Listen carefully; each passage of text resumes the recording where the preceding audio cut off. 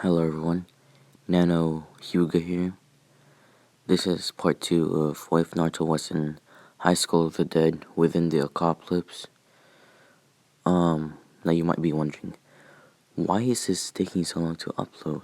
Well, that's because I have schoolwork to do a lot, and it's currently Thursday, 1:30 a.m., and my school starts in 7.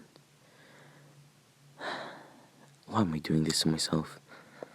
But yeah, I'm doing this because a fan, or not a fan probably, a commentator said when the next part is going to be, so I decided to do it now. Alright, let's get to the what if.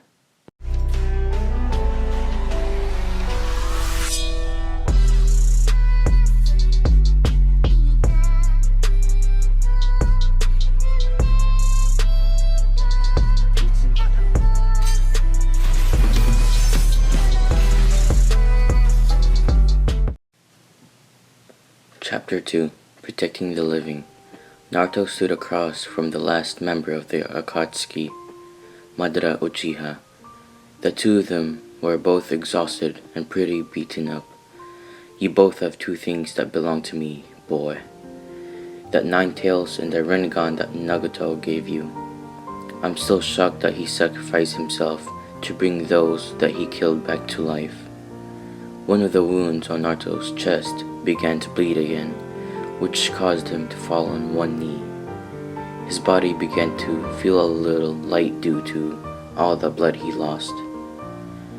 I will protect this world, and I will. He got back up to his feet slowly. Keep my promise. Naruto looked at Man, what am I doing? Madara looked at Naruto's Rinnegan eyes and saw that the blonde held his arm out in front. Bancho Tenin, he said as Madara's body came flying to him. Naruto held out his other arm as a Rasengan formed in his hand. What the heck's wrong with me? Yeah, in his hand. When Madara was in reach, Naruto slammed the Rasengan, but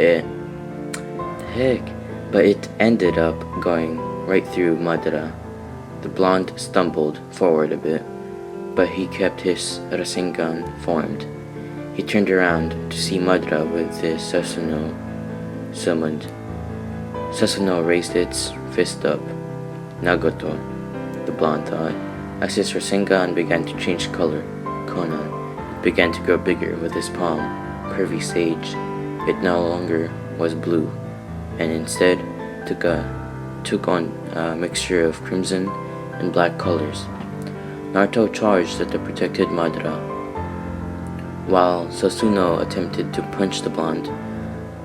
I will keep my promise. The two attacks closed in. The 9 tails is mine, Madara shouted. Naruto held out his Rasengan. Naruto's eyes shot open as his body shot up on its own. He was breathing heavily, looked around to see that he was in a small room. He looked down to see that he was covered up by a white blanket and lying on a pallet. Looking around one last time, he realized that there was no one else in here. He leaned forward and looked down the sheet. How did I end up in this world? He quietly asked himself once again. He threw the blanket off him and got up to his feet. He then heard a thump sound just outside the door and walked up to it. The turning knob, he opened the door to see Shiro sitting up the ground along with Shinoda right next to him, and Seiko standing in front of them. The three of them looked at Naruto to see that he had the same bored look in his face, while Seiko smiled. You're up. Are you feeling better? Shiro and Shinoda began to sweat like crazy, seeing that they were now sitting in between Seiko and the blonde. Yeah, what's going on here? He asked. These two were trying to sneak in, Seiko answered. Shinoda, am I saying that right? Shinoda and Cheeto shot up to their feet. No, no, we're just wanting to come in and check on you, Tsunoda said. Seiko cocked an eyebrow. Then why were you two whispering when coming over here? Cheeto shrugged and turned his face. Seiko, why Busujima-san? To simply not to wake him up, of course. Naruto rolled his eyes and had enough of hearing them. He shoved the two men aside and walked past Seiko, but stopped behind her. Thank you, he said, as he continued. Seiko smiled and followed him back to the living room. Once the two were out of sight, Shido banged the wall. Hold on. Alright, I'm not sure if you guys can hear that, like the vibration of a vehicle, but I'm just gonna get back into that wave. Shido banged the wall. Damn it. Bosojima-san is into us. I mean, onto us. What now? Tsunoda asked. We'll just have to wait for a good chance. Naruto walked into the living room to see Takashi and Koda trying to force open a safe. Just before Seiko could join him, she was pulled aside by Rei and Saya. It's our turn to use the bathroom to freshen up, Rei said. Seiko looked back at Naruto, then back at the two. I was going to. You can talk to him later. You need to clean up anyways, Saya said. As they dragged Seiko to the restroom, Naruto plopped down on a nearby chair and watched the two boys trying to break open the safe. Come on, Komaru, Koda asked. Not asked, but said. While Naruto sat there watching the two trying to break open the safe, Seiko, Rei, Saya, and Shizuka all stripped down to their last clothing. Rei and Shizuka stepped into the warmed up tub and sank in. As I don't know if I should be saying this, but let's just say the video is gonna be at least 14 plus. I guess, yeah, 14 plus. A sound of moan escaped their lips. Seiko and Saya sat on a bench that was placed in front of the mirror. Sensei, they're so big, Rei announced. Yes, I've been told that a lot of times, she replied as she grabbed her kaboings. Yeah, kaboings, yeah, I'm saying those, yeah. Rei just watched the nurse play with her kaboings. Shortly after, the teen growled, then a large splash bounced on the older female, grabbing her large kaboings and squeezing it tightly in her hands, gaining a loud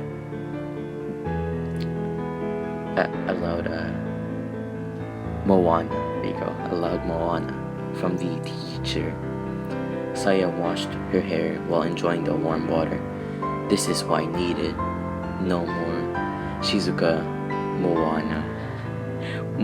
Yeah, you probably know what that means or something like that. I just replaced it with what the actual word is.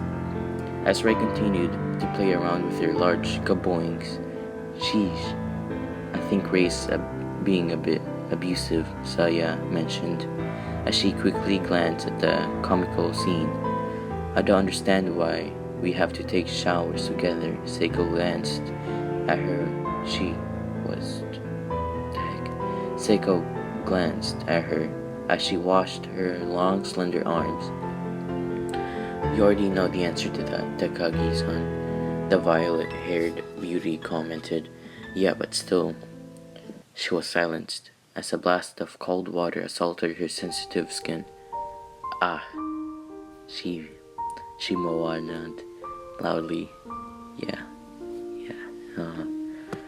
I'm saying that again.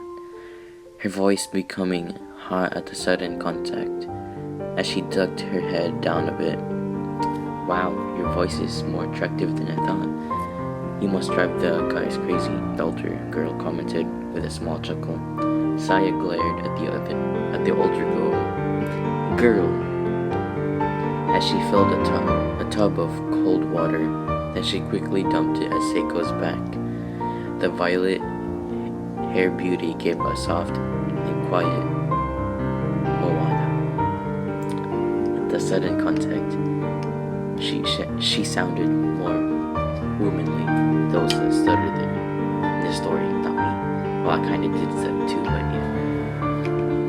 Saya thought as she gazed at the older teen with a stupefied expression. Suddenly it became awkwardly quiet.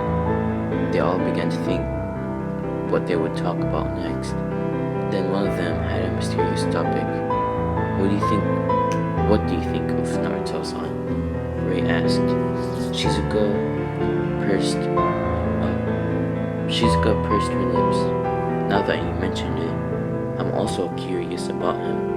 Saya nodded. I've never seen him at school or anywhere around town. I'm wondering where exactly he's from. That too, but I'm more curious about his abilities, Seiko mentioned. You're right. Did you see how he blew back a few of them back at school? That's not normal, Ray said. Yeah, and his clothing is strangely odd, Saya mentioned. No normal being can do that. And what if he's not from this planet? Shizuka asked.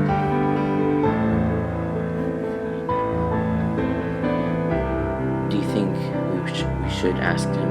Ray asked. I want to know more about him if he's going to be around us, Saya said.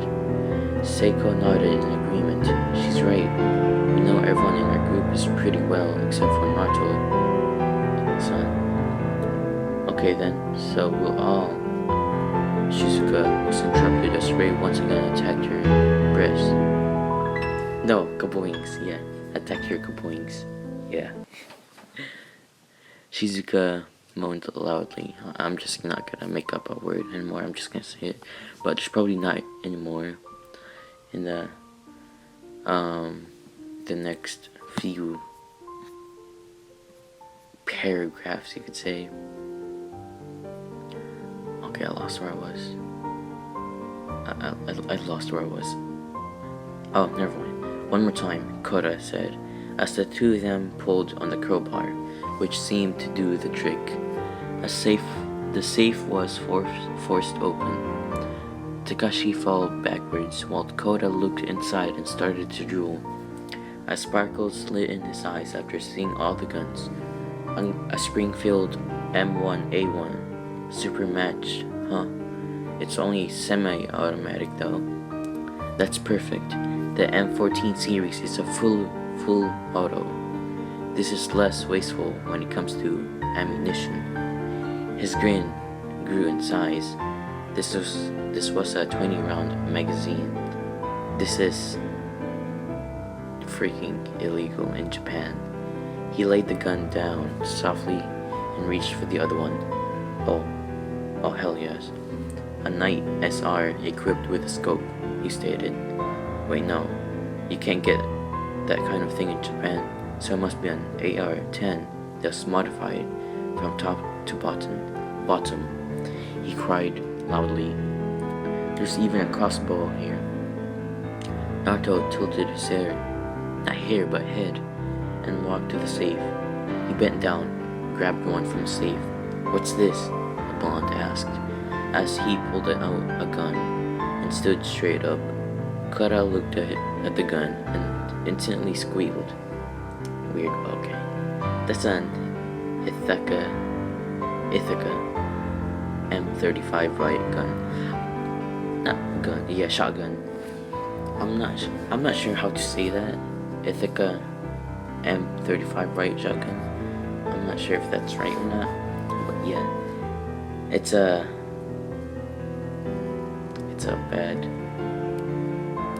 bad boy shotgun designed for the Americans, really popular during the Vietnam War.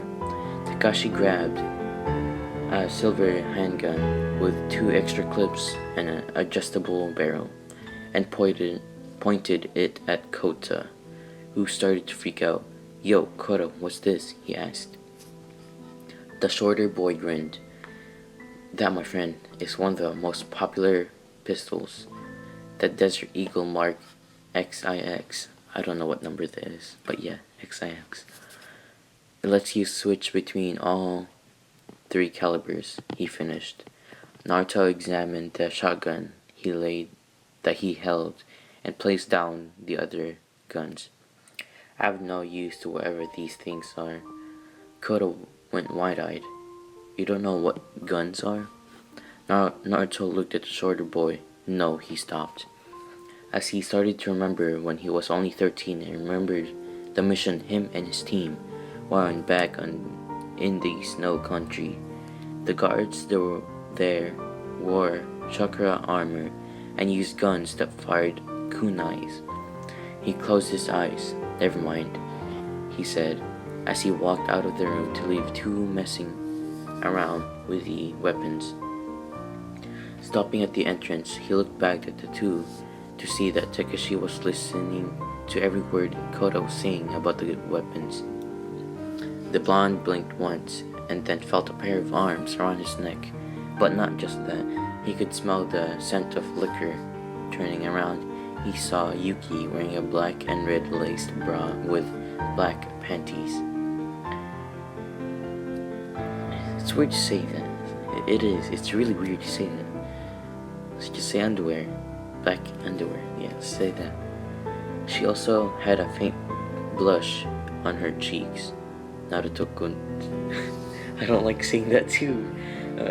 She moaned. You've been drinking, huh? Haven't you? The blonde asked. Yuki smiled. No. Naruto blinked once and was starting to get annoyed. Where's Shido and the others? Yuki placed her hand on his chest and slid it down to his pants. And don't worry, there's nothing going on here. I looked ahead earlier this morning before I did the wave. Before she slid her hand into them, the blonde quickly snatched her wrist. Where are they? Yuki giggled slightly. Why don't we have some fun? As she used the other hand to slide up his shirt and feel his abs. Oh my, she said. Seiko came from around the corner with a towel wrapped around her body. As she tied her hair with a ponytail and saw drunk Yuki hitting on the blonde. Okay, I thought it said table for a sec. She realized that she wasn't seen yet and decided to watch what would happen. Naruto grabbed her other wrist with his other hand and brought her hands in front of her body. Where are they? He asked once again. Yuki frowned. You're an a-hole. They're downstairs.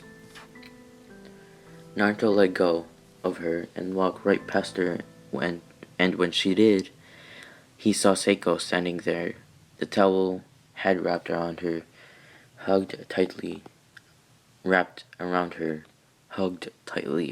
body and showed her luscious curves. I don't know why that was weird to say and difficult, but yeah. Not to mention that it showed a good amount of her cleavage. She stopped in front of her and noticed that her hair was different. Naruto-san, can we? Not now, he said, as he walked past her.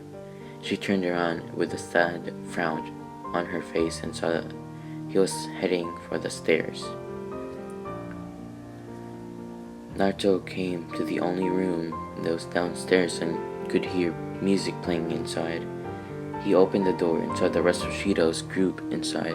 The scent of liquor roamed around the room and he was disgusted of what he was seeing. He saw Tenuichi completely naked. I don't know if I should be saying this next few scenes. Let's just say she saw Tenuichi completely enjoying some lollipops, Tsunoda's lollipops, while being massaged by Miura.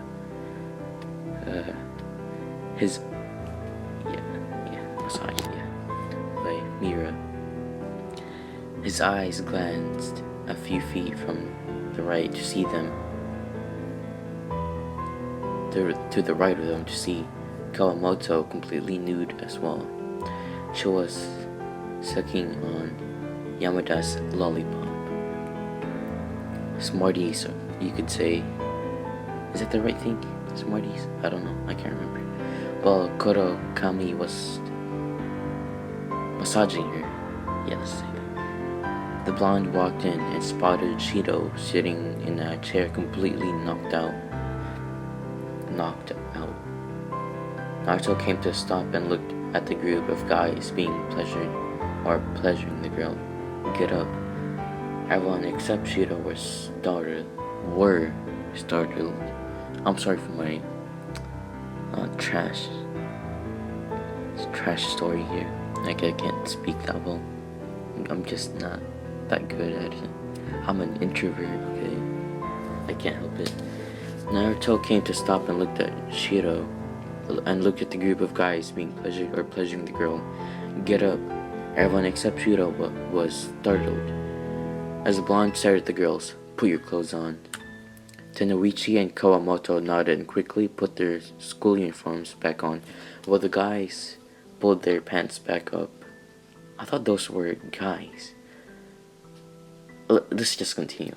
While the guys pulled their pants back up quickly, Naruto looked over at Shiro to see that he was still knocked out. The blonde held out his arm out in front of him. Bancho tenin, he said, as Shiro's body was now in the blonde's grasp. That's all you have to say? Tsunoda asked. The boy with two different colors in his hair held out his arm in front of him and had his hand faced the blonde. Bancho tenin. He's saying it wrong. Plus he doesn't even have that many guns, so too bad. He said, but nothing happened. Tsunoda looked at his arm, then up at Naruto with a dumbfounded look on his face. Naruto grinned and looked out at what? Naruto grinned and held out his other arm. Bansho tenin, he said, as Tsunoda was now in the blonde's grasp as well. You're a funny one. Tsunoda. I don't know how to say his name correctly because I'm not sure. Grabbed the blonde's wrist. Let me go. Shiro's eyes opened and saw that he was being held in the air by Naruto. What the hell? Naruto looked at Shiro. It's good to see you up. What's going on? Then teacher asked. You and your group are going to leave now. What? Why? Miuri jumped in.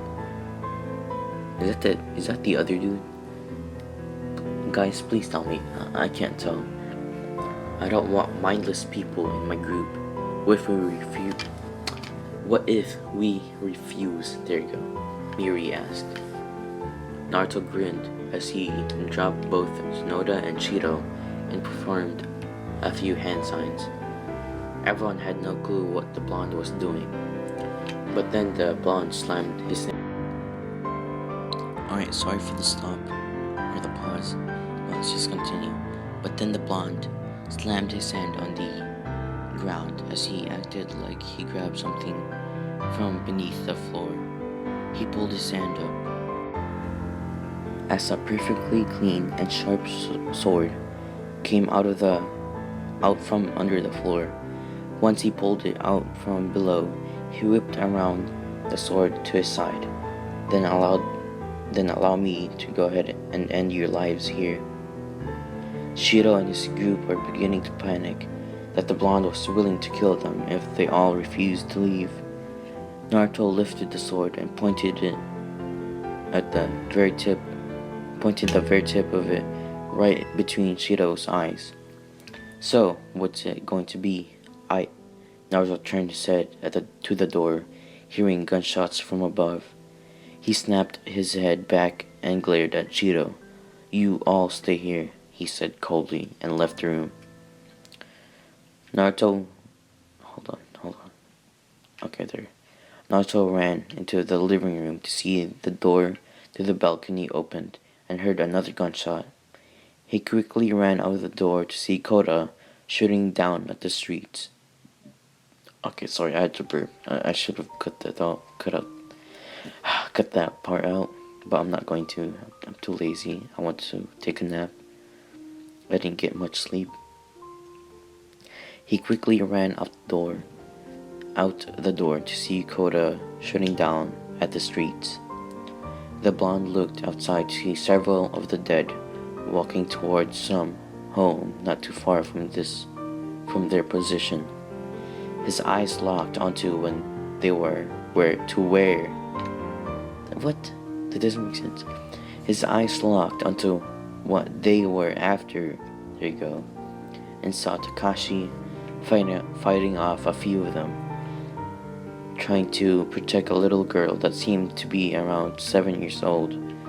Not just that, but there was a little dog with them and kept barking, which kept drawing the walkers' attention. I'll use the term walkers every now and then, which refers to the zombies. That was the author's note, by the way, guys. Damn it, Naruto said to himself as he vanished in an instant. Kota didn't react to the blonde's actions and focused on protecting Takashi and the girl. Naruto appeared right in the middle of the horde, but they were still going after Takashi and the girl. The blonde placed his thumb and pointer finger in his mouth and whistled loudly. I wish I could do that. I tried. It worked a little bit. I can only do the normal whistle. The horde all came to a stop, while Takashi smashed the head of one with his bat. He realized that they were stopping. They stopped coming after him. The horde all turned to the blonde's direction and started to go after him. Takashi didn't quite see who it was, but knew that it was their chance to get out of there. He held out his hand out to the little girl. Come on, we're getting out of here. The little girl wiped her tears. But what about Daddy? That's weird to say. What about Dad? She sobbed. Oh, I thought my finger was stuck in my water bottle for a second. I guess here. She sobbed. Takeshi looked at the girl's father, lying there in blood, and his blood. Yeah. His eyes narrowed as he grabbed a sheet that was hanging on a wire and placed it over his body. Looking around once more, he saw a few flowers and picked two purple flowers. As he gave one to the little girl, they walked up to the little girl's father and both placed a flower on his body. They stood there for a few seconds, and then, seeing that they were there for long enough, Takashi held his hand to the little girl again.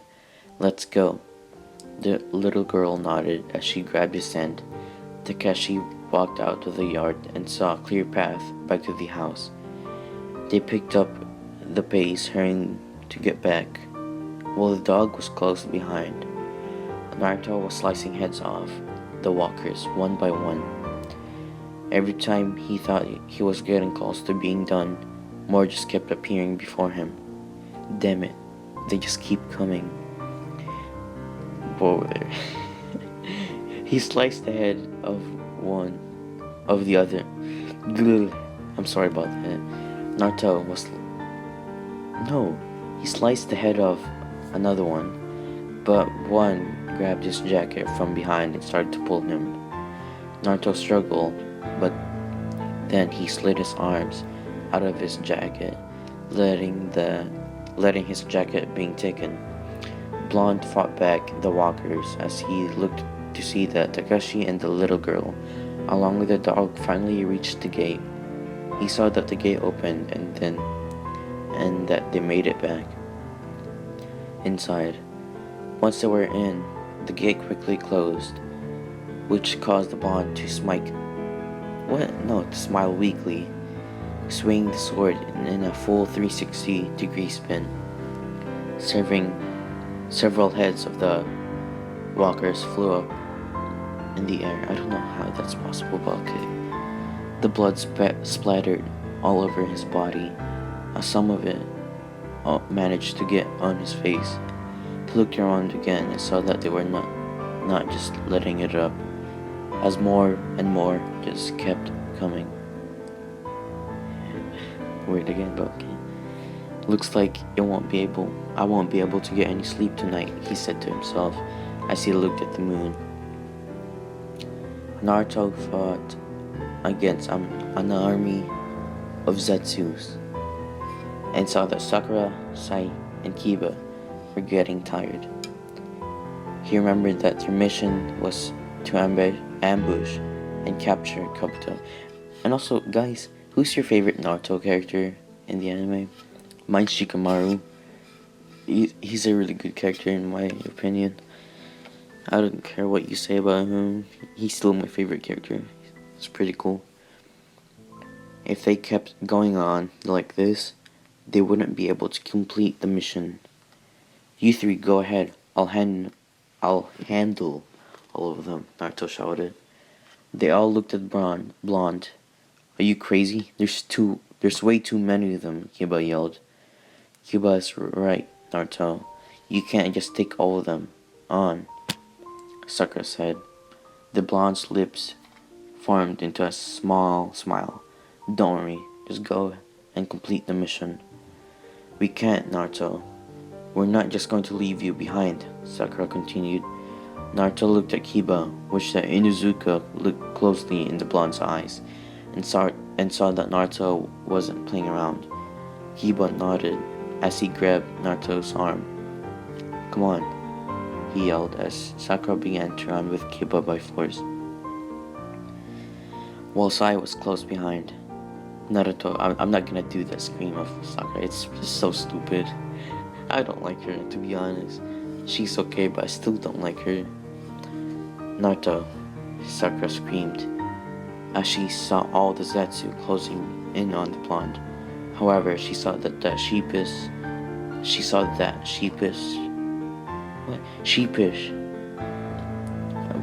Why is it so difficult to say? Smile on his face and saw that he was waving at him. A pain struck the blonde's head. Damn it, not now, he said to himself as he sliced the arms off the walkers that were near him. He fought back the memory and remained on his feet. He managed to grab the incoming hand from one of the stalkers. He held onto it and swung his sword, which cut the arm off. Naruto was starting to get annoyed with this and vanished. He reappeared a few yards away from once he stood. It doesn't make sense, okay. Several heads flew up to the air again. As blood shot up like a fountain, he looked around once again and saw that they just kept coming at him. Takashi and the rest of the group went back to the living room. As they walked quietly to the balcony, deciding to see how it looked. They could still hear Koda shooting at them. Koda, how's it looking? Takashi asked as they joined him. Not good. They just keep coming, the short boy answered. Seiko now wearing nothing but an apron and a black thong. Okay, but why? Why just wear that? Why? I looked around back inside. Where's Naruto-san? He's down there somewhere, Koda answered. Yeah, but when I went to save the little girl, I heard a loud whistle, but I couldn't find out who it was. But it has to be Naruto since he said that he's down there, Takashi said. Ray's eyes widened. Then shouldn't we go help him? Ray was no longer wearing her school uniform, and instead she wore her pajamas, which she wore a tight light pink colored tank top and white panties. White underwear. No. White underwear. Yeah, it's better to say. It's weird. Okay, it's weird. It's weird. Kota shook his head. I don't think we could. It's more likely that we'll just get in his way. However, a new presence joined the group. Then, you all should just get some sleep. They all turned to see Naruto. Wait, how did you... Takashi couldn't finish his question. I'm just a clone. He's still down there fighting. He summoned me just so I can come tell you all to get some rest. The clone of Naruto said. Everyone was once again shocked, seeing something new about this blonde. So you can make clones? Ray asked. Koto's eyes sparkled. He truly is some cool guy from a manga. The clone of Naruto chuckled and puffed away. There's a lot to be discovered by him. When he gets back, we finally need to have a talk with him, Takashi mentioned. They all nodded in agreement. Koto yawned. Let's just all get some rest and hope that everything's going to be alright with Naruto, Takashi said. They all nodded, and as they walked back inside, except for Seiko, she looked down a street covered by hundreds of walkers. Scanning the area, she couldn't find the blonde anywhere. Please be careful, she whispered to herself. I'm guessing that's a ship, guys, by the way. But yeah, let's get back into it. The purpled hair beauty turned around and saw a grinning Ray. Does Bosojima-san have a little crush on Naruto? Seiko blushed slightly. Is this why you're wearing the outfit? So you can get his attention and have some time with him alone? Ray continued. Seiko's blush darkened. No, I just wanted to ask him some questions. Ray smirked and walked around Seiko as she checked her back out. Then why would you wear an outfit that's so revealing? It looks to me that you just want to draw his attention. Draw full on his attention. Seiko couldn't take it anymore and walked back inside, leaving a laughing Ray behind. A few hours later, 2:47 a.m., Naruto somehow ended up out of sight from the house and couldn't recall how it happened. He just kept decapitating those that kept closing in on him. Naruto looked behind him. He saw that their numbers started to decrease. A smile came up on his face. Looks like I might get some sleep after all. He swung his sword vertically upward on one of them, which ended up cutting the entire body in half. All. I don't know how you do that. I really don't. I don't get those parts of animes. Just half, I don't get it. I'm sorry. During his long time of fighting, the blonde's pants managed to get torn below his knees. His shirt had little rips here and there, but still managed to cover up his body. However, his entire body managed to get covered in blood by those he cut down. The last few remaining walkers came up to the blonde and all lunged at him. Naruto grabbed one by the neck and slammed it on the ground. As he stabbed it in the head, he ducked to avoid the walker's grasp and spun in a full turn. He sliced the bodies in half. Blood showered down on his body, which stood right back up. His eyes remained narrowed. The entire time he was out here, as usual, had that bored look in his face. Looking around one last time, he saw hundreds of the walkers' bodies lying down on the street. Something came up and said, and so he grabbed a couple bodies at a time and began to make a wall with bodies. An hour later, all the bodies that were once covering the streets now piled in a giant wall. One wall blocked the path from where they all came from, while the other wall blocked the path that would take them out of his neighborhood. However, he heard a low groaning sound from behind him. Quickly turning around, he saw an unfamiliar-looking one. This one was once a living girl. She has long, messy blonde hair. Now that she's dead, Her neck was rather long and her jaw was broken. Whoa, what happened there? Naruto held the sword out in front of him, the tip pointing at her forehead of the last one. Just how did you get in here? The blonde asked.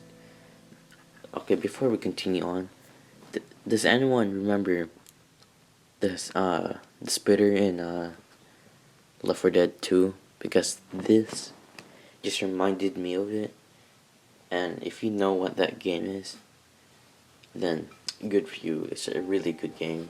I used to play it a lot back then. Now I don't at all. I can't. So the walker opened its mouth and spat out acid, which made contact with the blonde's eyes, which shut in an instant. Naruto's body shivered as he dropped the sword and fell on his knees. His hands covered his eyes. They all began to burn terribly. He screamed out in pain as the acid prevented him from opening them. The walker grabbed the blonde, and just before it was going to bite down his head, Naruto grabbed the sword and quickly swung it vertically, which managed to cut the entire body in half. The blonde's weapon fell from his grasp and hit the ground once again. His eyes were still shut and burning badly. Still, what the hell was that? He asked himself. Naruto? The blonde heard a feminine voice. He couldn't see who it was. He tried to open his eyes, but they wouldn't do to how bad they were burning. Damn it, he shouted. Hang on. Naruto felt himself being humped up to his feet, and that his left arm was around someone's shoulders. Time, 3:58 a.m. It's pretty late. Not too late, but yeah, pretty late. Or early, you could say.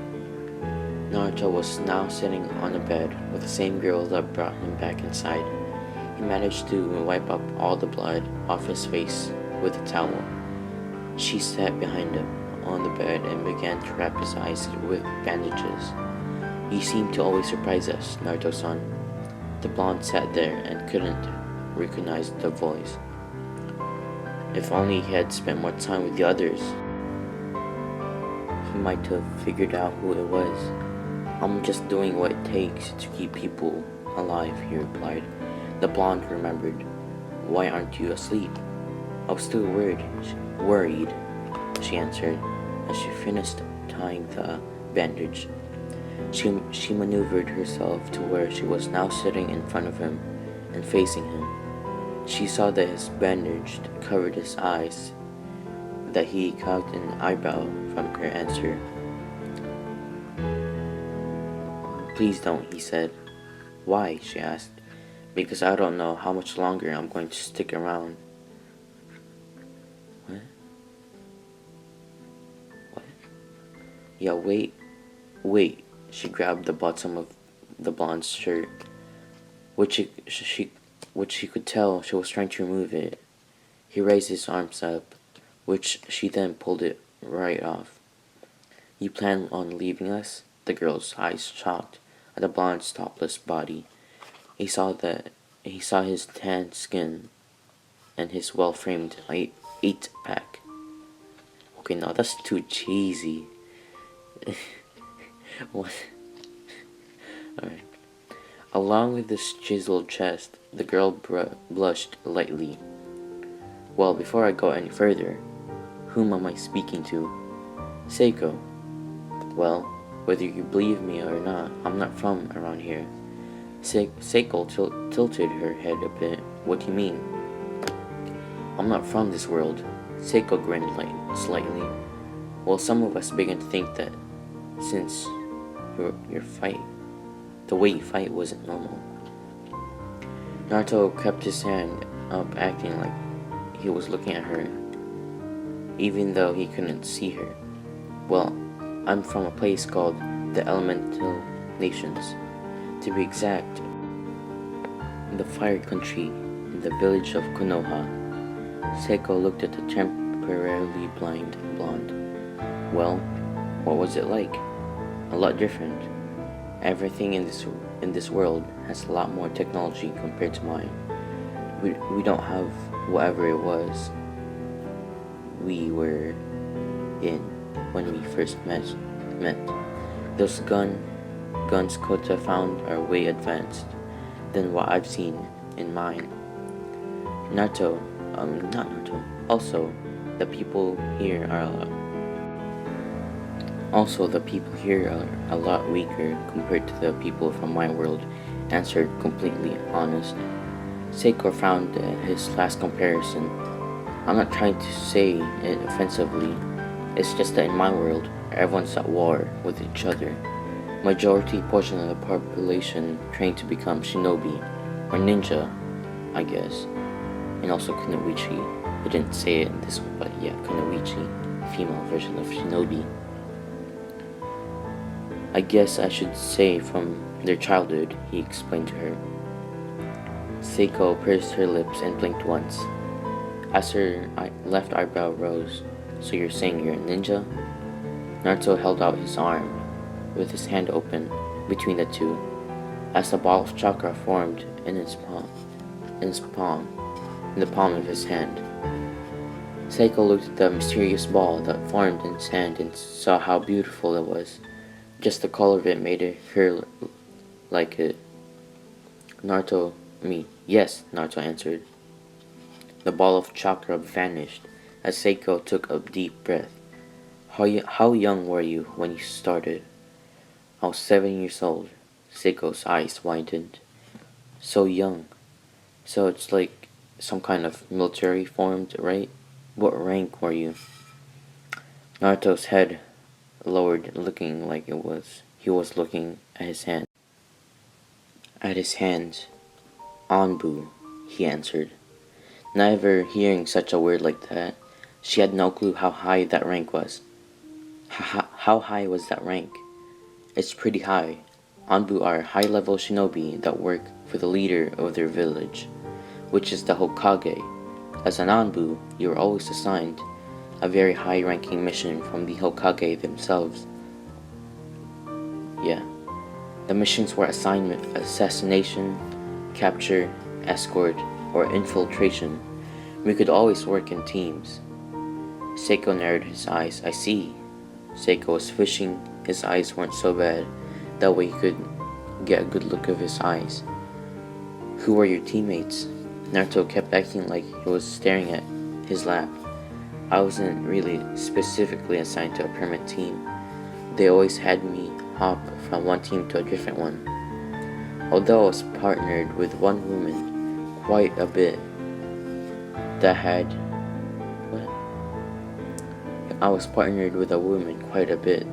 had he lifted his head acting like he was facing her. The same kind of hair like yours. Her name, Yugao. I don't know how to say that. I'll just spell it Yugao. Uzuki. That's the last name. And she was a lot older than I, but even though she was older than me by 10 years, I still found her rather attractive. The purple hair made her look so beautiful. Asha was very mature, even though there was times when she made me do a few things that were pure torture to me. Seiko blushed, seeing how he resembled her as one of his partners. It was like he was telling her that what he thought of her. Silence roamed the room for a short time. What time is it? The Bond asked. A little after 4 in the morning. Naruto sighed. I'm going to get some sleep. Seiko smiled slightly. Okay. She began to wonder where she would sleep, since almost everything was taken. Shiro's group was still in the downstairs room, doing God who knows what. You probably know what's happening, guys. You're probably doing the same thing as earlier. Takashi and Kora took the couches in the living room, while Saya took the other couch that was in the different room. Rei and Shizuka shared the bed that was in the same room as Saya. Kaji and Yuki shared a pallet that Naruto once rested after passing out on the bus. She sat on the bed, overthinking if there was anything else besides the floor. Her thoughts were cut off as she felt a hand grabbing her wrist. She looked up at the blonde, as he slowly leaned down, bringing her down with him. Her eyes just kept staring at the bandage-covered eyes. The blonde rested his head on the pillow while Seiko lied next to him. Her lips formed into a smile as she cuddled up against him, and once she got comfortable, she closed her eyes. Okay, guys, that's the end of chapter 2, Protecting the Living. I don't really have anything else to say. I'm not gonna say which chapter is going to be, when the next chapter is going to be released. But I hope you really enjoyed, even though I messed up a few times, or rather a lot. So I hope you enjoyed. Bye.